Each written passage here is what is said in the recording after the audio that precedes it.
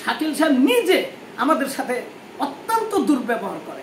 আমার তুফান ছবির প্রযোজনা সংস্থা আলফা এর বিরুদ্ধে আমার অভিযোগে যে আমি আলফা মালিকের তুফান ছবির মালিকের কাছে আমি যখন এই ছবিটা আমার ঝংকার সিনেমা হলের প্রদর্শনের জন্য সেখানে দাম দর ঠিক করতে যাই, সেখানে আমাকে তারা বলে যে আপনি কত দেবেন।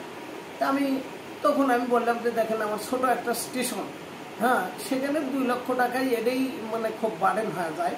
পরবর্তীতে ওনারা চাপ সৃষ্টি করে যে না 2 লক্ষ টাকায় যাবে না, আপনি বাড়ায় দেন।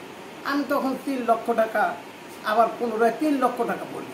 3 লাখ টাকা বলার পরে তারপরে ওখানে বাহিরে এক ছেলে দেখলাম আইসের সাথে কানে কানে কি বললো, বলার পরে বলতে দেখেন বাহিরে কিন্তু 5 লক্ষ টাকা দেওয়ার জন্যে বাহিরে তারা অপেক্ষা করতেছে হলের আপনার অপোজিশন হলের মালিক এবং ওই বুকিং এজেন্ট। তখন আমি কি বললাম যে ঠিক আছে আমি 5 লক্ষ টাকা আপনি কথাই থাকলো 5 লক্ষ টাকাই হলো, আমি 3 লক্ষ টাকা ক্যাশ দিচ্ছি আর 2 লক্ষ টাকার আপনার চেক দিতেছি। তখন এক পর্যায়ে সে রাজি হয়ে গেল এবং বলল যে ঠিক আছে তাহলে আপনি কালকে আগামীকাল আপনি আসেন, আপনাকে আমরা ছবি দেব এবং আগামীকাল আসেন, এসে আপনি আমাদের সাথে ফাইনাল সিলেক্ট করে মানে রিসিভ করে নিয়ে চলে যাবেন। সেই আশ্বস্ত যখন করে তখন আমার সঙ্গে ছিলেন লোকা ওই আপনার রফিক সাহেব, গাজীপুর সিনেমা হলের মালিক, এবং আমার সঙ্গে মধুবন সিনেমা হলের মালিক রুবেল সাহেব ছিলেন, উনি সহ আমরা তখন চলে আসি। ওনারাও বললো যে ঠিক আছে তাহলে কালকে ঝংকার রেডিওটা ফাইনাল করে দিয়ে দিন। কথা তো ফাইনাল হয়ে গেল। তা আমরা তখন ওনাদের আশ্বাস পেলাম, কথা ফাইনাল হলো, চলে আসলাম। আসার পরের দিন আমরা সন্ধ্যার পরে বোধহয় 8টা কি 9টার দিকে আমার প্রদর্শক সমিতির নেতা আওলাদ হোসেন উজ্জ্বল, তিনি সাধারণ সম্পাদক, তারপরে প্রদর্শক সমিতির সহসভাপতি মিয়া আলাউদ্দিন, আরও ছিলেন ওখানে জিঞ্জিরা ওই নিউ গুলশান সিনেমা হলের সহসভাপতি ওই হামজা ভাই, এবং রুবেল ভাইও সেদিনও ছিলেন, রফিক ভাই সেদিনও ছিলেন। আমরা সবার মাধ্যমে যখন ওনারা করলো একটু আপ্যায়নের ব্যবস্থাও করলো, সেখানে বারবারই কথা উঠলো যে আগে ঝংকারের ছবি সিলেক্টে করে দেন, যেটা কালকে কথাবার্তা হয়ে আছে আপনি ঝংকারের সিলেক্ট বলে। তখন ওই শাকিল সাহেব বলতেছে না ওর সমস্যা না, ওটা হয়ে গেছে, তো ওটা হয়ে গেছে ইনশাল্লাহ সমস্যা না, আপনারা একটু চা পানি খান, আমরা করাই দিচ্ছি, ওটা করে দিতেছি ঝংকারের, ওটা তো আমি কালকেই বলে দিছি এবং আপনারা যে হুতু আছেন আর কোনো কথা নাই। এর মধ্যে দেখা গেল যে আপনি সবাইকে করে খাওয়া দাওয়া শেষ করে ডেকে নিয়ে গেলেন আমার প্রদর্শক সমিতির 2 নেতা, তাদেরকে ভিতরে ডেকে নিয়ে গেলেন, নিয়ে যায় সেখানে তাদেরকে বলছে যে ছবিটা তো আমরা কালকে 6 লক্ষ টাকায় ওই ধুনুটে ঝংকারের অপোজিশন হলে আমরা সেটা দিয়ে দিছি। তখন যাই হোক ওখানে একটু বাগবেদনটা তাদের মধ্যে হয়েছে। এর মধ্যে আমাকে ডাকা হলো, আমার মেয়েকে ডাকা হলো তখন বলতেছে তোমরা নাকি 5 লক্ষ টাকার শিকার হও নাই।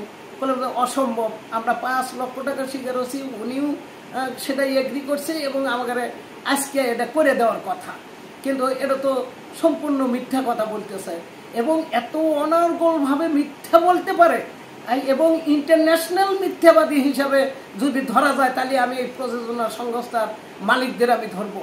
অনর্গল মিথ্যা কথা বলে, তা এইভাবে বলে তার যেভাবে ওখানে করা হচ্ছে, একটা ছবি দিয়ে গোটা সিনেমা এই বাংলাদেশের সিনেমা হল মালিকদের যেভাবে জবাই করা হচ্ছে, আগামী দিনে আমার মনে হয় না আর সিনেমা হলগুলো আর উঠে দাঁড়াতে পারবে।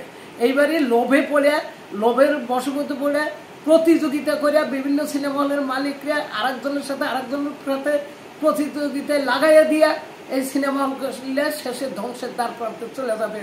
আমার ধারণা যে এই ছবিতে সবাই ভালো ফল পাবে না, এটা অবশ্যই এটা লস।